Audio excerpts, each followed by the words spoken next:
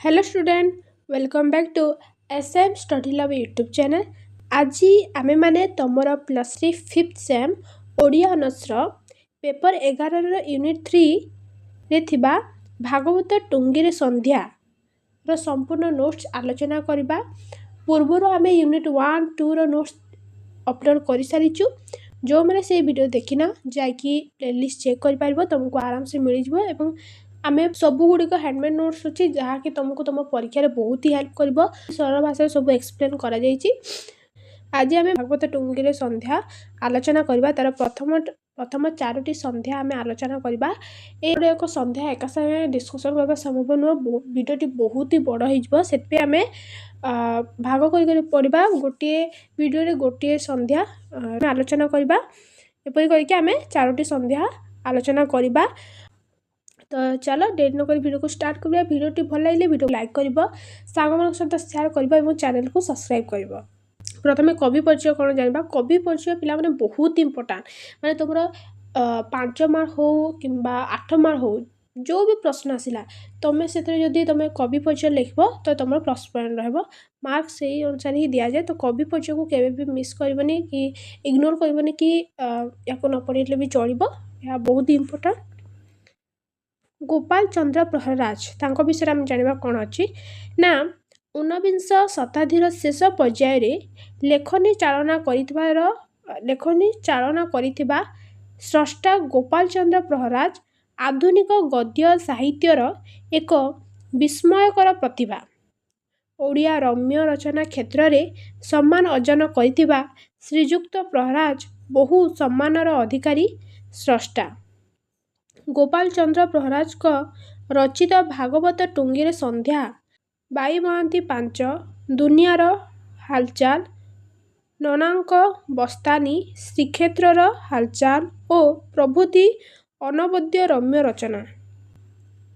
एथिरे लेखक साधनार सिद्धि लाभ करिसंती। भागवत टुंगीरे संध्या प्रहराजंकर आद्य रचना। एथिरे कथाकार 10टी संध्यार परिकल्पना करी एकाधिक चरित्रर अवतारणा करिसंती।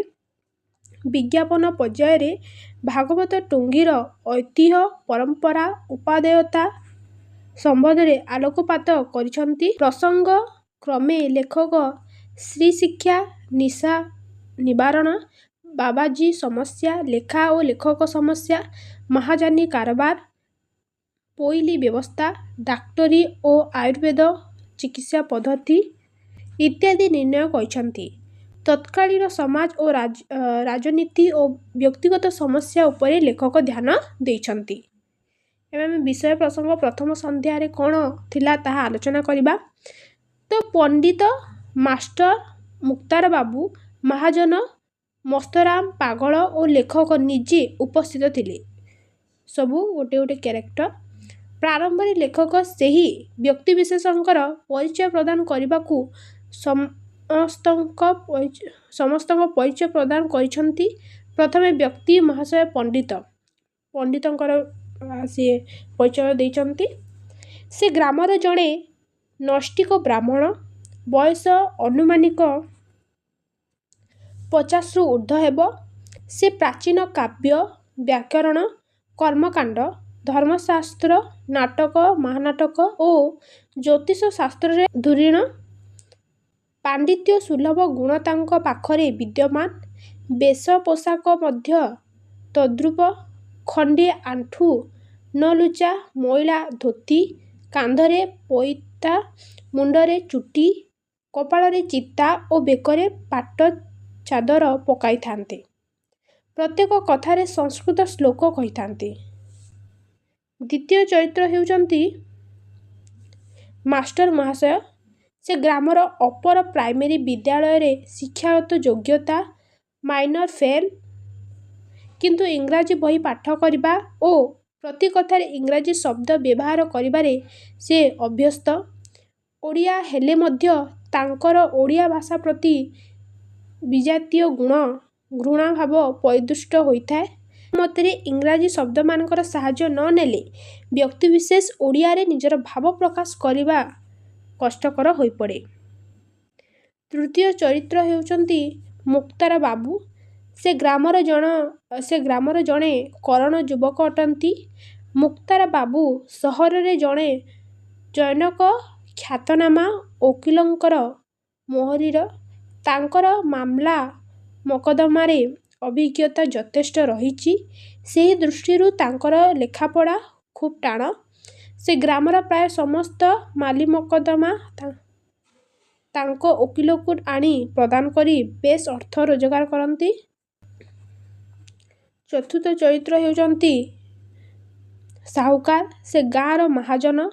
ଗାଁ ମୁଣ୍ଡରେ ତାଙ୍କର ଦୋକାନ ଖଣ୍ଡିଏ ରହିଛି।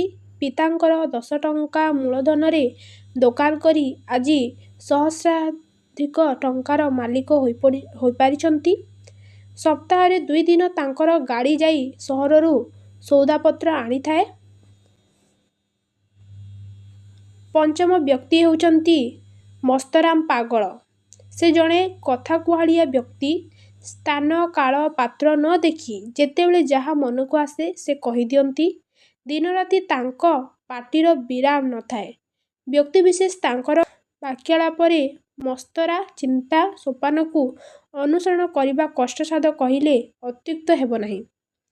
ଷଷ୍ଠ ବ୍ୟକ୍ତି ଜଣକ ଲେଖକ ନିଜେ। ତ ପ୍ରଥମ ସନ୍ଧ୍ୟାରେ କବି ପ୍ରତ୍ୟେକଟି ଚରିତ୍ରର ପରିଚୟ ଦେଇଛନ୍ତି। ନେକ୍ସଟ ହେଉଛି ଦ୍ୱିତୀୟ ସନ୍ଧ୍ୟା। ଦ୍ୱିତୀୟ ସନ୍ଧ୍ୟାଟି ଆମେ ନେକ୍ସଟ ଭିଡ଼ିଓରେ ଆଲୋଚନା କରିବା। ଆଶା କରୁଛି ଭିଡ଼ିଓ ତୁମକୁ ଭଲ ଲାଗୁଛି, ବୁଝି ହେଉଛି। ତେଣୁ ସବୁ ନୋଟ୍ସ ପାଇଁ ଚ୍ୟାନେଲକୁ ସବସ୍କ୍ରାଇବ୍ କର, ସାଙ୍ଗମାନଙ୍କ ସହିତ ସେୟାର କର ଏବଂ ଭିଡ଼ିଓକୁ ଲାଇକ୍ କର।